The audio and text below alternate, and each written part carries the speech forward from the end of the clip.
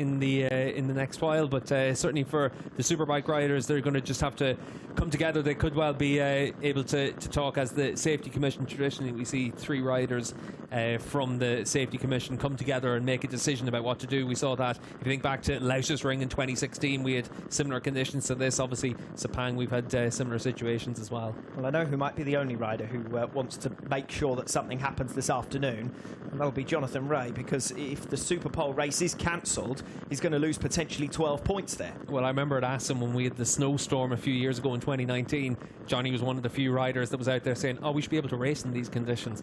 Even with the snow, he knew it was a chance to make up points in Alvaro Bautista that year. He wanted to go out and race, and obviously in conditions like this, he's the rider with most to lose. If he misses out on a scoring opportunity this weekend, it could be curtains for his championship. Let's be honest, if the race had already got started before that rain came down, it would have practically immediately been red flagged, because people would have been going off left, right and centre. There's no way that you could have possibly continued on in this situation. I think it's, as I said, a bit of a formality at the moment that presumably is being discussed behind the scenes at the highest level, but I can't see anything other than a postponement of this race, and potentially, I do venture into the realms of conjecture now, but potentially we could be looking at 2 feature races tomorrow, which narrows the window to make up a points margin. Yeah, it's quite similar to what we saw in Qatar in 2018 when we saw Superbike races cancelled, and that was due to pretty sudden downpour in the middle of the desert, and obviously enough we had standing water all the way around. We had a lot of flooding around the track as well in that day,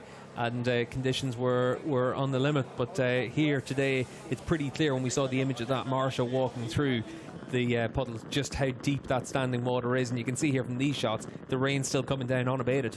And the reason that I say most likely we're heading towards the territory of 2 feature length races is that we've been in this situation of postponing race 1 before, just as recently as the Spanish round during the triple header, where race 1 had to be moved from day 1 as it were, race day 1, the Saturday, then took place on the Sunday morning, and race 2 raced in the afternoon. Now, I'm quite sure that if we were in that circumstance, some of the teams would be lobbying for all 3 races to be run tomorrow, but the schedule is intensely tightly packed. Yeah, and I think that's where decisions would have to be made, and definitely well above our pay grade, but everyone wants to see 3 races this weekend. The championship battle we've had all the way through this season has been tremendous. You can see for...